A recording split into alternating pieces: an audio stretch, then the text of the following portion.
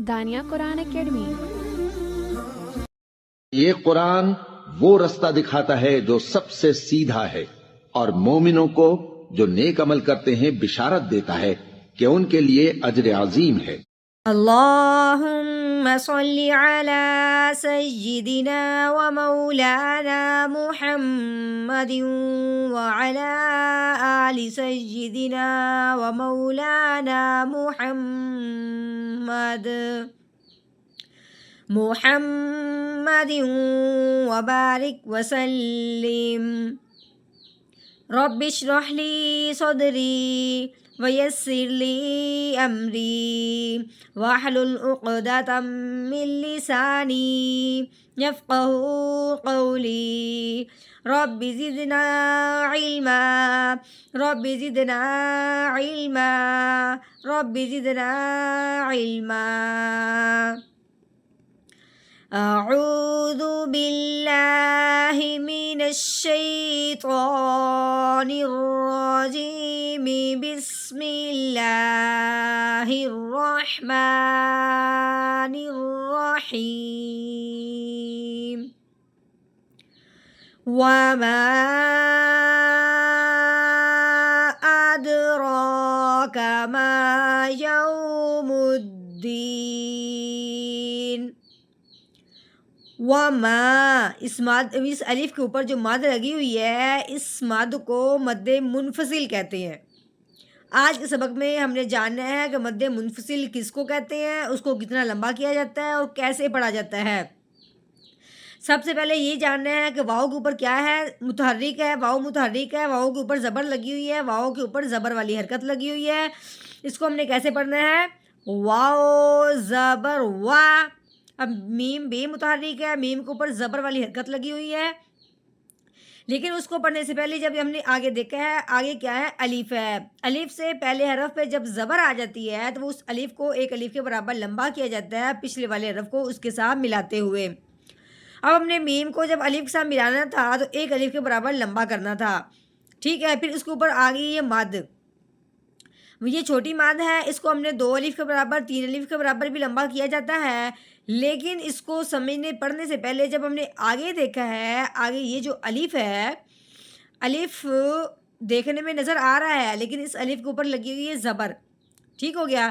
الف کے اوپر زبر آ جائے، الف کے نیچے زیر آ جائے، الف کے اوپر پیش آ جائے، اس الف کو الف نہیں پڑھتے، اس الف کو حمزہ پڑھتے ہیں، ٹھیک ہے۔ اب یہ ہم نے کہنا ہے کہ مد کے فوراً بعد کیا آ گیا ہے، حمزہ آ گیا ہے۔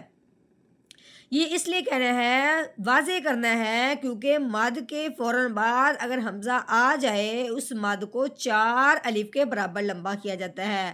اب مد کے فوراً بعد حمزہ آیا ہے، لیکن یہ حمزہ جو ہے وما والے کلمے میں نہیں ہے، یہ حمزہ اگلے کلمہ میں آیا ہے، یعنی آیا مد کے فوراً بعد ہی ہے لیکن درمیان میں فاصلہ ہو گیا ہے، اس طرح کہ یہ حمزہ دوسرے کلمہ کے شروع میں آ گیا ہے۔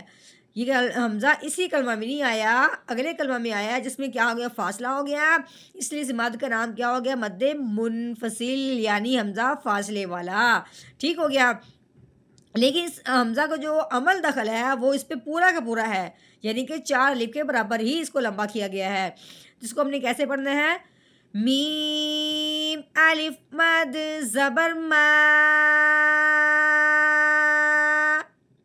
وما۔ اب یہ حمزہ پڑھنا ہے، آگے دال کے اوپر جزم آنے کی وجہ سے دال ساکن ہو گیا۔ اب سوچنا یہ ہے کہ دال کن حرفوں میں سے ہے، تو جب ہم نے غور کیا ہے کہ دال حروف کلکلہ میں سے ہے، حروف کلکلہ کے اوپر جب یہ جزم آ جاتی ہے، حروف کلکلہ جب ساکن ہو جاتا ہے تو اس کو ہلا کے پڑھتے ہیں۔ کیسے پڑھیں گے، حمزہ دال زبر اد، کیسے پڑھیں گے، اد، رو کے اوپر آگے کھڑی زبر، کھڑی زبر ہو یا کھڑی زیر ہو یا الٹا پیش ہو، اس حرف کو 1 الف کے برابر لمبا کیا جاتا ہے۔ اب رو کے اوپر آئی کھڑی زبر، اب اپنے رو کو 1 الف کے برابر لمبا کر کے پڑھنا ہے اور رو کو اپنے موٹا بھی کرنا ہے۔ رو کھڑی زبر رو، اد رو، ہاں آگے کاف کے اوپر حرکت ہے زبر والی، کا زبر کا، ادراکا، وما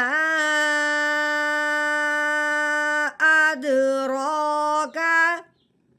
ہاں جی، میم بھی متحرک ہے، میم کے اوپر زبر ہے، اس کے آگے الف ہے، الف سے پہلے زبر آنے کی وجہ سے میم کو ہم نے ایک الف کے برابر لمبا کرنا ہے، میم الف زبر ما۔ ہاں جی، آگے یا متحرک ہے، آگے واؤ ساکن آنے کی وجہ سے اب ہم نے اس پہ قاعدے پہ غور کرنا ہے کہ اس پہ کون سا قاعدہ جاری ہوگا، کیونکہ واؤ ساکن سے پہلے حرف پہ جب زبر آ جائے تو واؤ ساکن پہ لین کا قاعدہ جاری ہوتا ہے، کیونکہ اس کا مطلب ہے اب ہم نے اس کو نرمی سے پڑھنا ہے، کھینچ کے پڑھتے ہوئے یا جھٹکا لگاتے ہوئے بالکل نہیں پڑھنا۔ کیسے پڑھنا ہے؟ یا واؤ زبر یو، کیسے پڑھنا ہے؟ یو۔ اب میم متحرک ہے، میم کے اوپر پیش آ گئی ہے، ضمہ آ گیا ہے، اب ہم نے کیا کرنا ہے؟ میم کو اس دال کے ساتھ ملانا ہے، یہ الف اور یہ لام ان دونوں کو نہیں ملانا، نہیں پڑھنا، میم کو دال مشدد کے ساتھ ملانا ہے، دال کے اوپر جو 3 دندوں والی شد لگی ہوئی ہے اس کے ساتھ ملانا ہے، لیکن ساتھ ساتھ ہم نے کیا کرنا ہے؟ دبانا بھی ہے، جو بھی مشدد حرف ہوتا ہے اس کو ہمیشہ دباؤ جماؤ کے ساتھ پڑھا جاتا ہے اور ہلکا سا ٹھہرتے ہوئے۔ کیسے؟